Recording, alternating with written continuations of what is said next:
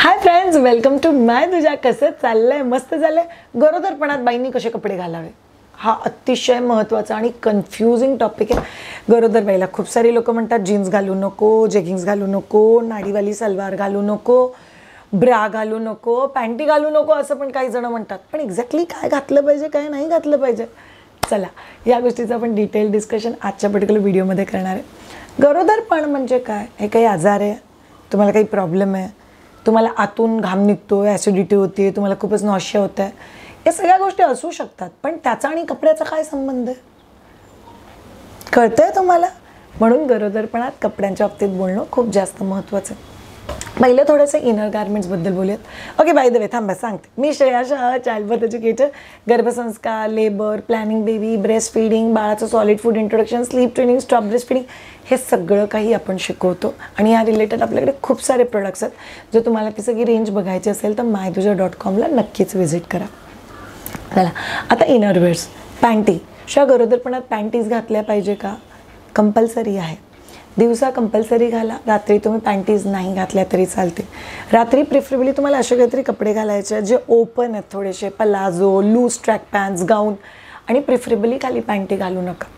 कारण काय होतं, दिवसभर आपण ॲक्टिव्हिटी करतो, आपल्याला घाम येतो, कित्येक काही वेळा वाईट डिस्चार्ज झालेला असतो. तर रात्री थोडंसं मोकळं राहिलं, त्या भागाला थोडीशी हवा लागायला लागली की त्या भागाला इन्फेक्शन होणं, खाज येणं असं काही होत नाही.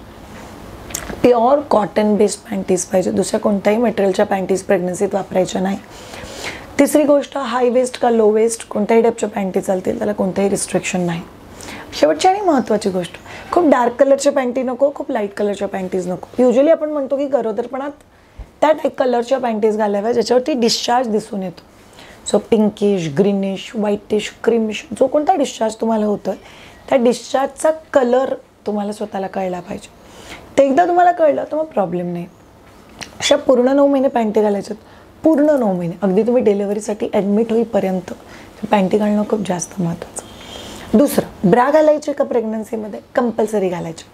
प्रेग्नन्सीमध्ये पूर्ण 9 महिने एव्हरी डे ब्रा घालणं खूप जास्त महत्त्वाचं आहे. रात्रीच्या वेळेस तुम्ही ब्रा नाही घातली तरी चालते, पण दिवसा तुम्ही ब्रा घालणं खूप जास्त महत्त्वाचं आहे. ब्रा ही कॉटनचीच असली पाहिजे. फीडिंग ब्रा घालू का, लूज ब्रा घालू का, एकदमच लूज ब्रा घालू का?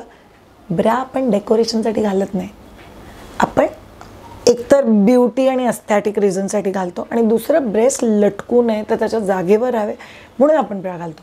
म्हणून ब्रा ही राईट फिटचीच असली पाहिजे. तुम्ही ब्रा घालताना एक गोष्ट लक्षात ठेवा, आपल्याकडे हुक असतं ब्राला साईज ॲडजस्ट करायला, ते वापरणार आहोत. तुम्ही जेव्हा ब्रा घालता तेव्हा निप्पल हाताच्या सेंटरमध्ये आलं पाहिजे. जर ते येत नाही आहे तर तुम्हाला ब्राचं स्ट्रॅप ओढायचं आहे, आतमध्ये हात घालून ब्रेस्टला वरती ओढायचं आहे आणि हुक ॲडजस्ट करत इन्शुअर करायचं आहे की निप्पल हाताच्या मध्ये आलं पाहिजे. ह्याची जर तुम्ही काळजी नाही घेतली तर तुम्ही जी ब्रा घालताय ती डेकोरेशनसाठी आहे. कित्येकही बायका आपल्याकडे ब्रा घालतच नाहीत आणि लूज ब्लाऊज घालतात, मग त्यापेक्षा काहीच घालू नका ना. पण ज्या ब्राने घातली तर काय होईल? First of all breast sagging होईल. दुसरी गोष्ट, ब्रेस्ट लटकल्यामुळे ब्रेस्टच्या खालचा जो भाग आहे तिथे पिगमेंटेशन, डार्कनिंग, घाम, या सगळ्या गोष्टी चालू होतात, ज्याचा तुम्हाला त्रास होऊ शकतो. चौथी महत्त्वाची गोष्ट, ब्रा न घातल्यामुळे नाही, मी डिलिव्हरीनंतर मग ब्रेस्ट फिडिंग नंतर ब्रा घालेल, ओय हे एवढं 1-1.5 वर्षात जे सॅगिंग होईल तर भरून काढणं is next to impossible.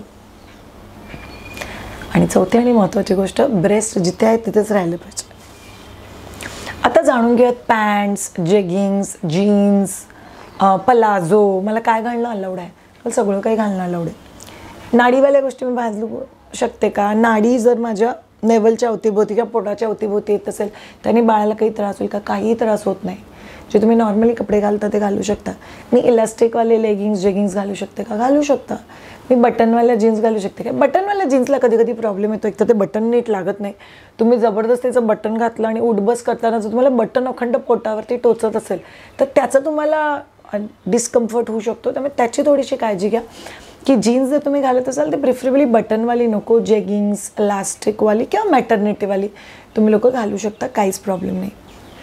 Shreya, मी दिवसभर गाऊन घालूनच फिरलं पाहिजे का? असं काही नाही. प्लीज असे कोणतेही कपडे घालू नका जे तुम्हाला डल फील करवतात. तुम्हाला असं का मी असे कपडे घालते, का मी अशी फिरते, असं जर कोणतेही कपडे घालून तुम्हाला फील येत असेल तर ते कपडे बरोबर नाही आहेत.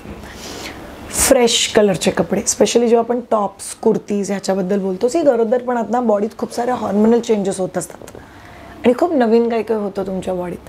म्हणून जर थंडीचं वातावरण असेल तर थोडेसे डार्क कलरचे कपडे, आणि उन्हाळ्याचं वातावरण असेल तर थोडेसे light fresh pink, white, light yellow, lemon yellow अशा कलरचे कपडे घाला. तुम्हाला माहिती आहे, असं सायकोलॉजी म्हणते की माणसाचा मूड, माणसाच्या कपडे आणि जे रंग माणसाला आवडतात त्याच्या अवतीभोवती खूप जास्त डिपेंडंट असतं. म्हणून प्रिफरेबली लाईट कलरचे कपडे उन्हाळ्यात घाला, फ्रेश घाला. मी असं नाही म्हणत महाग आणि ब्रँडेड कपडे असले पाहिजे, बट फ्रेश, स्वच्छ धुतलेले, प्रिफरेबली इस्त्री केलेले स्वच्छ कपडे घाला. त्याने तुम्हाला खूप जास्त फ्रेश आणि आनंदी वाटतं. दुसरी महत्त्वाची गोष्ट, उन्हाळ्याच्या दिवसात लाईट कलरचे कपडे घातल्याने तुम्हाला बॉडीचं जे टेम्परेचर मॅनेजमेंट आहे ते खूप छान करता येतं. घाम कमी येतो, त्याच्यामुळे इचिंग कमी होतं, बर्निंग कमी होतं, तुमची रिकव्हरी खूप छान होते. दुसरी महत्त्वाची गोष्ट, थंडीच्या दिवसात डार्क कपडे घातल्यामुळे थंडी कमी वाजते. आयडियली गरोदरबाईला थंडी वाजतच नाही. गरोदरबाईला अखंड गरम होत असते. AC लाव, पंखा लाव, AC लाव, पंखा लाव, ही खूप कॉमन आहे. कारण गरोदरबाई आपल्या पोटातल्या बाळाला नेहमी थोड्या हायर टेम्परेचरला ठेवते. थोडंसं गरम असतं आतमध्ये. ते मॅनेज करण्यासाठी हे सगळं केलेलं आहे. गरोदरपणात दिवसभर सॉक्स घालायला पाहिजे का? नाही. जर तुला थंडी वाजते तर तू सॉक्स घाल, पण त्याचा गरोदरपणाशी कोणताही संबंध नाही. ओके. तर गरोदरपणात ते बेसिक कपडे घालायचे जे तुम्हाला कम्फर्टेबल वाटतात. वेदरवाईज चेंज करायचे आहेत. इनरवेअर्स महत्त्वाचे आहेत. त्या सगळ्या गोष्टी लक्षात ठेवा आणि आपली प्रेग्नन्सी एन्जॉय करा. जर तुम्हाला प्रेग्नन्सीत माझ्याकडून ट्रेन व्हायचं असेल तर नक्की कनेक्ट व्हा ऑन myduja.com. थांबा, चॅनलला सबस्क्राईब करा. Take care, have a great time, bye bye.